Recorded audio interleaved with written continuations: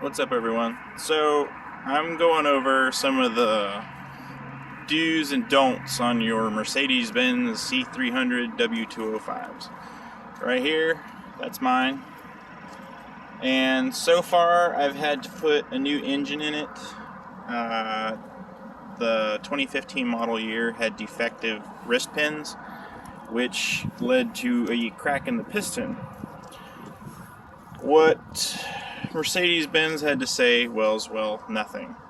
So I'm going to go over, like I said, the do's and the don'ts on these cars, how you're going to experience the best modifications, how you can get the most out of your car without killing it. Okay, so let's get started. So as you'll see here, you might have seen some of my other videos. This car is actually lowered on Godspeed lowering springs. I went with a stiffer spring rate, but it's 1.3 in the rear and 1.5 in the front. If you'll notice, it's stanced out a little better, and the camber is, it's out a little bit. But I have to tell you, the responsiveness in the turn-ins and hanging through the corners, it's a lot better. Let's see. So let me show you what the springs look like. So for this particular set on this car, I got this particular brand, the Sport Spring Traction S. And your individual setup is going to have that parts number.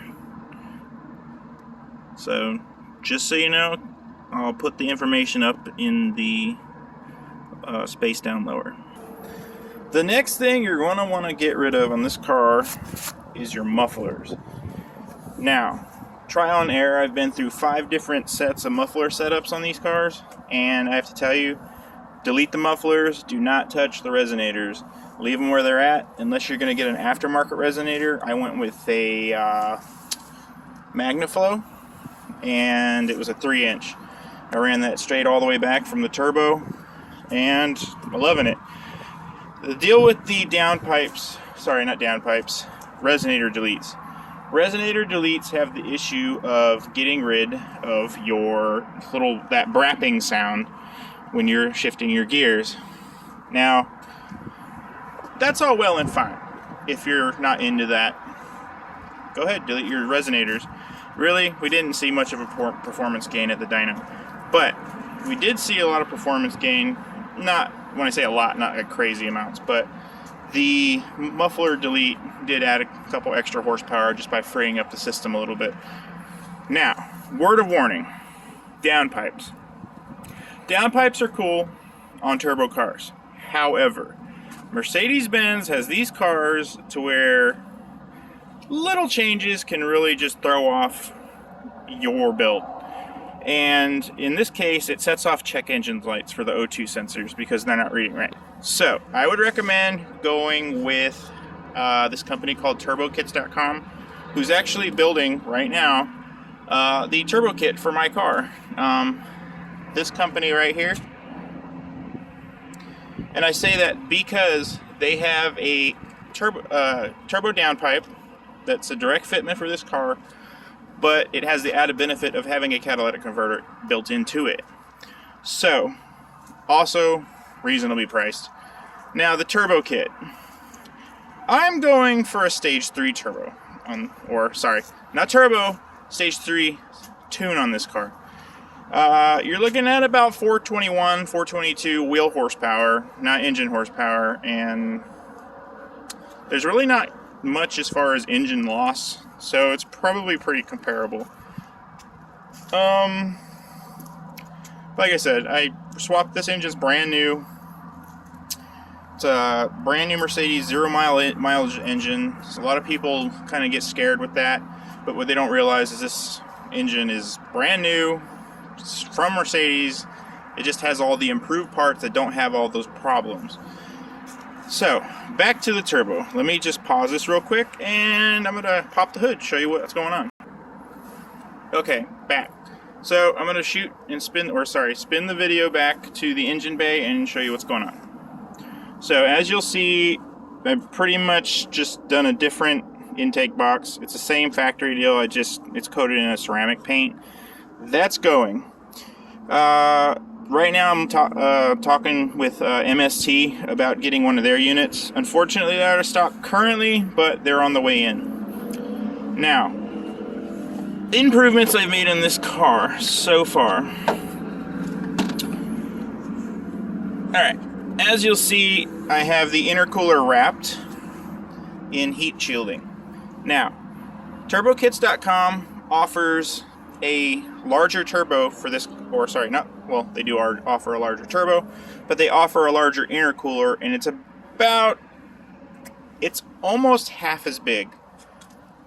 Don't quote me on that, but just saying. Now, this charge pipe, that is actually not the shitty plastic one that Mercedes-Benz put in there. That's the piece of shit I'm talking about. This thing here has so much heat soak that by the time your charged air leaves that turbo, which is already hot, and gets into this intercooler and gets to this other plastic bits, that it's heating all this stuff up. Not good.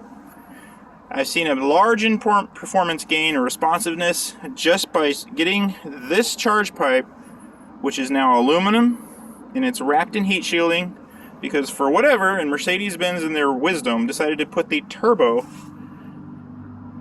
right under the intake box. Whatever. Not just an intake box, but a PVC or plastic intake box. Huge amounts of heat soak. Even now it's hot as hell. Okay, so the filter I'm using right now is a K&N filter. There's mixed feelings about K&N on a Mercedes. I work at a Mercedes-Benz dealership, so trust me, I know. Next, the heat shielding. Let me just take this off real quick.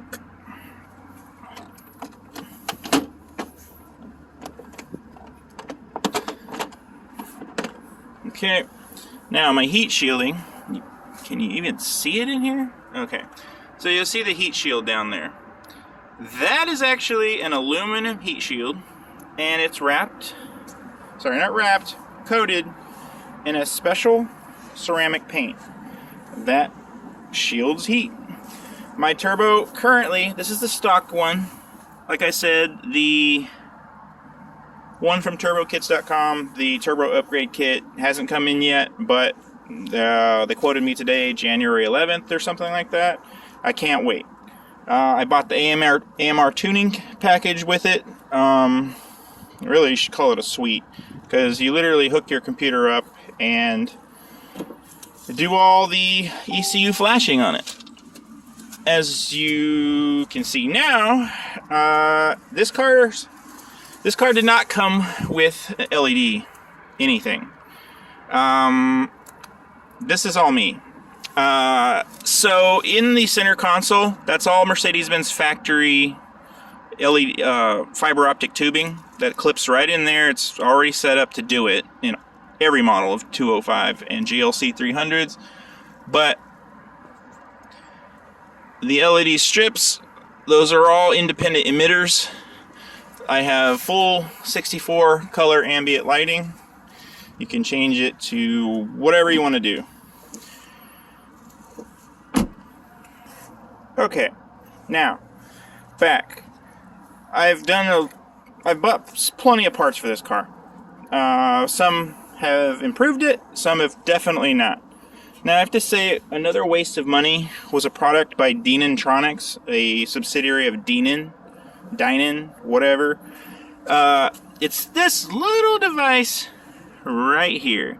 They call it a DinanTronics SportTuner, and this thing actually adjusts your boost. It does boost control, and it plugs in right here and piggybacks. Now, the problem with this device, that is actually the second one. I contacted Denim and I explained to them, hey, this device is not connecting to its Bluetooth anymore. What's up? I was using an Apple Mini, which is compatible. For whatever reason, the new phones are not compatible with it. It's $260 some odd down the drain. That thing, don't even use it. And here's the real world reality of that device. That device, how do you describe the drivability? Does it produce power? Yes. However, it also occasionally sets off check engine lights. Second, it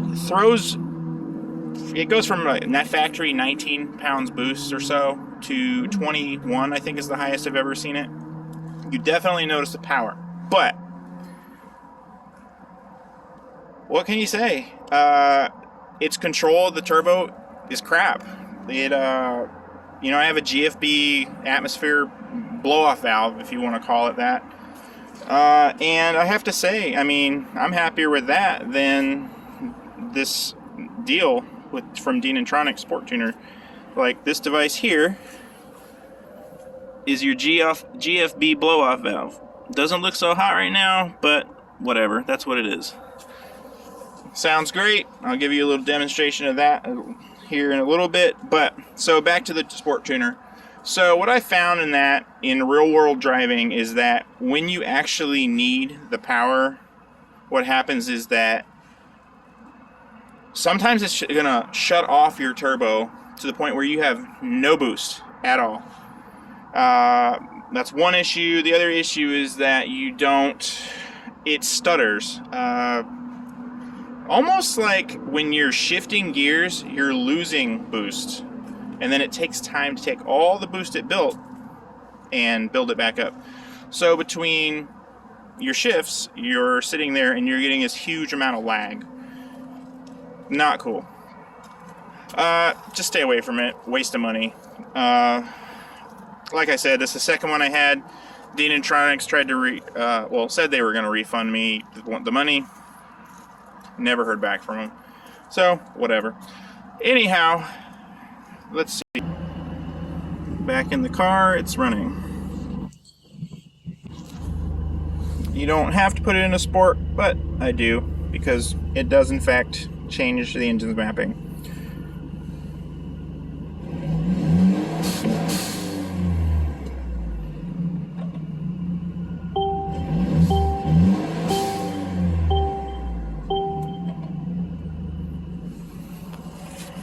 You want to hear that out from here?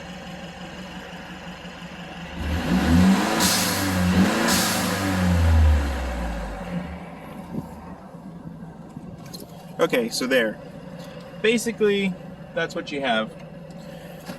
You have a pretty decent setup, and you know, I'm running over the factory 241 horsepower, and it's definitely noticeable. I mean, I drive these cars every day. I know what they have to offer. I've driven the C43, the C400, the C63, pretty much anything that Mercedes-Benz ever put out. So, if you want to improve your car, these are realistic benefits of doing some of these stuff, some of these tunes, some of these modifications, and some of them not. I'd stay away from some of them because seriously, it's trash. MST's cold air intake is supposed to be pretty good. I'm going with that. There's a guy, Flex Alexander, he's got a good YouTube spot where he basically goes over that. But I'm going to expound upon that because I wanted to get basically where I feel like he left off, and that's actually taking all this to the next level and see how far we can push it safely. Alright guys, well, I hope you enjoyed this video. If you like it, feel free to hit subscribe, and catch you on the flip side.